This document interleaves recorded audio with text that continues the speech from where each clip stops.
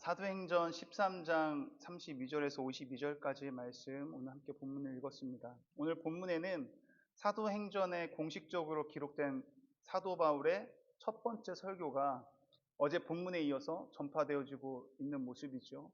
그리고 이 설교가 마친 후에 이 복음을 들은 청중들의 반응들에 대해서 나오게 되는데요. 본문 32절에서 사도 바울은 조상들에게 주신 약속을 비시디아 안디옥 회당에 모인 유대인들과 이방인들에게 전파한다고 말하고 있습니다. 이 약속은 무엇입니까? 인류를 향한 하나님의 원대한 구원의 계획인 줄 믿습니다. 그 구원의 중심에는 반드시 예수님이 이 땅에 오실 것이고 죄로 인해 영원한 생명에서 영원한 죽음의 형벌을 받아야 했던 인류를 위해서 우리를 위해 죽으심으로 우리의 모든 죄를 대속하신다고 하시는 그 약속의 말씀입니다.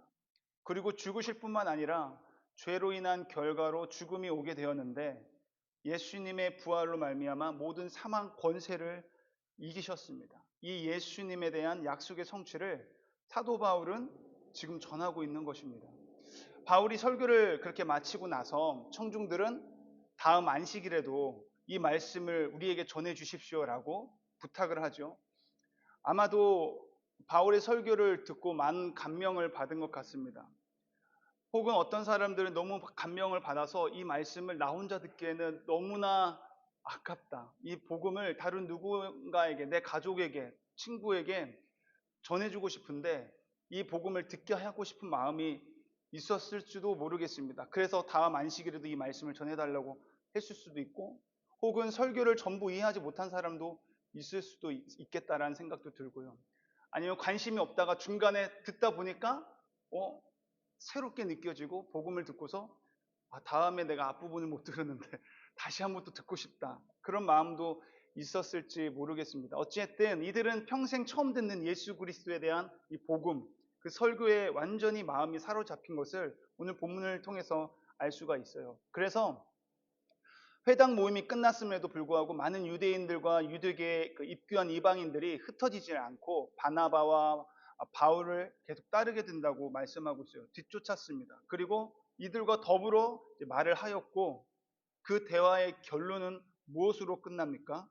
오늘 본문 말씀 보니까 항상 하나님의 은혜 가운데 있으라라고 하는 권면으로 이 대화의 결론이 맺어지게 되죠. 마치 바나바와 사도 바울이 그 현장 속에서 그랬듯이 지금 저와 여러분에게도 그렇게 권면하고 있는 것만 같습니다. 계속해서 하나님의 은혜 안에 거하십시오. 우리 옆 사람에게 그런 의미에서 한번 이야기할까요? 항상 하나님의 은혜 가운데 거하십시오. 아멘. 우리 최고의 권면인 줄 믿습니다. 바울은 그곳 사람들의 요청대로 그 다음 안식일에도 회당에서 하나님의 약속의 말씀을 전하게 되죠. 그런데 이 날은 온 시민이 거의 다 하나님의 말씀을 듣기 위해 모였다라고 기록되어 있습니다. 놀랍습니다. 그렇죠? 그러나 그 자리에 모인 사람들 모두가 같은 마음은 아니었어요. 45절 말씀을 보니까 유대인들이 그 무리를 보고 시기가 가득하여 바울이 말한 것을 반박하고 비방하거늘 유대인들은 시기가 가득했다고 합니다. 43절에 회당의 모임이 끝난 후에 유대인이 바울과 바나바를 따랐다고 되어 있잖아요.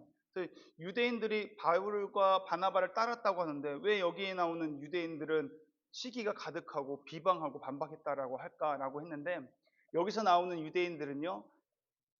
회당에서 평소에 설교를 했던 지도자들을 이야기하는 거예요.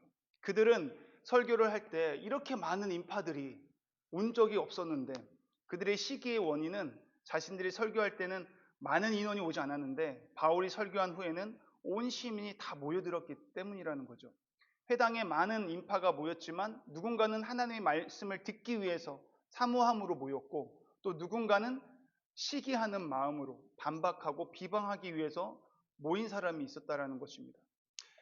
유대인 지도자들은 시기만 한 것이 아니라 바울의 설교를 그렇게 반박하고 비방까지 했죠.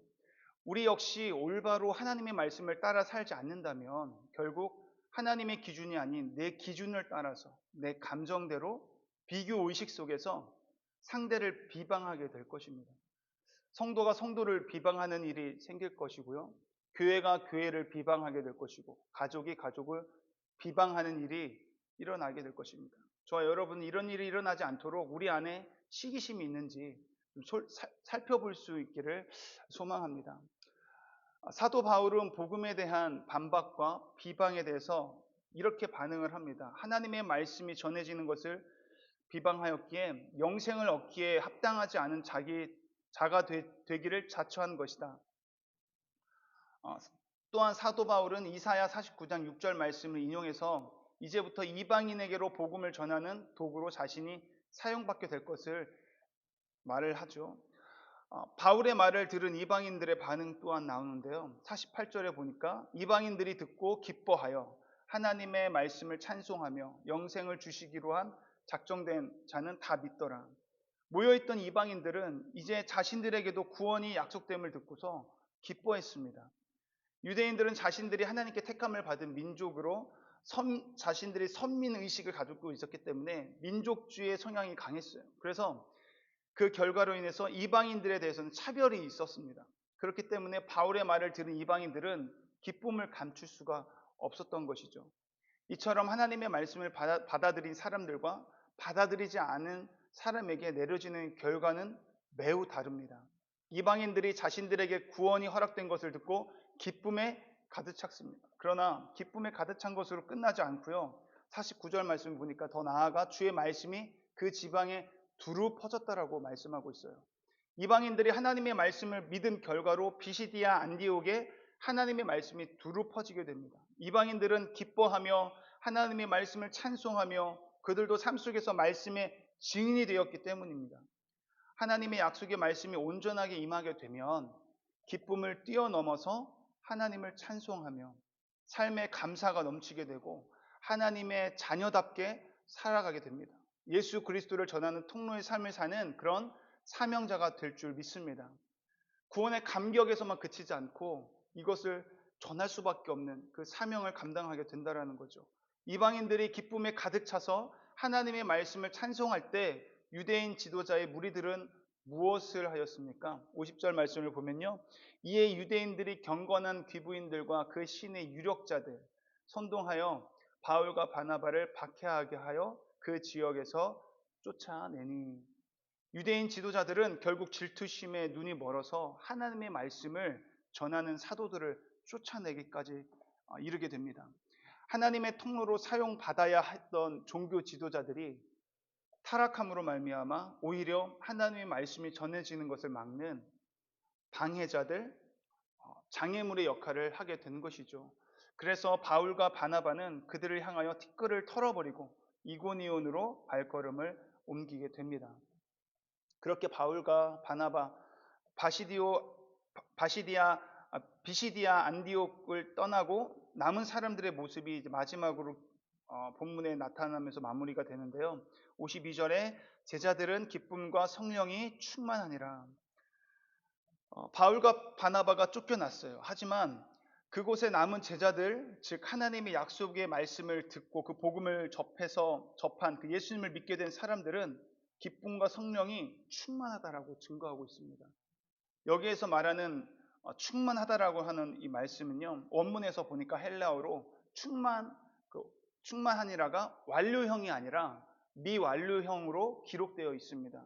무슨 말입니까? 한순간 기쁨으로 끝나지 않았다는 거예요. 한순간 성령이 충만한 것에서 그친 것이 아니라는 것입니다. 그 이후에 매일 기쁨과 성령이 충만한 삶을 살았다는 것을 증거하고 있어요. 충만했었다라고 하는 것이 아니고 하나님의 은혜를 받았었다라고 끝난 것이 아니라 사도 바울과 바나바의 권면처럼 항상 계속해서 끊임없이 하나님의 은혜 안에 있었다라는 것을 이야기하고 있어요. 오늘 본문에서는 바울의 설교를 들은 유대인 지도자들과 이방인들의 반응과 그에 대한 결과를 모두 볼 수 있었는데요. 하나님의 말씀을 비방한 유대인 지도자들은 어떤 결과를 얻게 됩니까? 영생을 얻기에 합당치 않은 자가 되었다라고 말씀하고 있어요. 반면 하나님의 말씀을 믿은 유대인들과 이방인들은 기쁨에 가득 차서 사방에 하나님의 말씀을 전하는 사명을 온전히 감당하는 자들이 되었습니다. 바울이 설교하기 전까지 이방인들은 유대인들의 인종차별로 인해서, 인종차별이라고 하는 그 장벽으로 인해서 하나님께 마음껏 다가갈 수가 없었습니다. 하지만 하나님께서는 그 장벽을 바울을 보내주심으로 인해 온전한 하나님의 말씀, 복음을 선포함으로 인해서 그 장벽이 완전히 허물어지게 하시고 이방인들에게도 복음이 전해지게 하셨습니다. 그로 인해 이방인들은 기쁨에 가득 차서 하나님의 말씀을 전하는 사람들이 되었어요. 이 새벽에 우리가 함께 기도하며 또 나아가실 텐데요. 계속해서 하나님의 은혜 안에 거해야 하는데 그것을 방해하는 여러 모양의 장벽들이 있다면 그 모든 장애물을 허물어 달라고 기도했으면 좋겠습니다. 그래서 하나님이 주시는 기쁨과 성령으로 충만할 수 있게 해달라고 성령님께 간청하고 그 도움을 구하며 나아가는 저와 여러분이 되기를 주님의 이름으로 축원합니다. 마치 이 종교 지도자들이 자신이 시기하는 그 비교하는 마음 때문에 그 시기와 비교하는 마음이 뭐가 됐어요? 하나님께 나아가지 못하는 장애물이었던 것처럼. 그리고 이방인들이 하나님께 나아가고 싶었지만 그 인종차별이라는 장벽 때문에 주님께 나아가지 못했던 것들처럼 저와 여러분들에게 있어서 하나님께 나아가는데 장애물이 무엇인지 하나님께 기도하면서 하나님이 보여주는 것들, 그런 마음들이 있다면 그것들을 허물어 주십시오 라고 함께 기도하며 나아갈 수 있는 저와 여러분이 되었으면 좋겠습니다. 기도하시겠습니다. 사랑과 은혜가 풍성하신 하나님 아버지, 오늘도 깨워주셔서 주의 제단 앞에 나아가 말씀을 붙들고 기도할 수 있도록 친히 인도하여 주심에 감사를 드립니다. 하나님의 말씀을 듣고 기쁨에 가득 차는 자들도 있었고 시기심에 가득 찬 자들도 있음을 말씀을 통하여 보게 됩니다. 매일의 삶에서 주님의 말씀을 기쁨으로 받고 살아가는지 나의 삶을 돌아보며 연약한 나의 모습을 용서하여 주시고 시기와 질투가 아닌 기쁨과 성령 충만함으로 살아갈 수 있게 하여 주시옵소서. 오늘 하루도 주님의 말씀을 듣고 각자의 삶에서 복음을 전하는 삶을 살게 인도하여 주시옵소서. 예수님의 이름으로 감사드리며 기도드립니다. 아멘.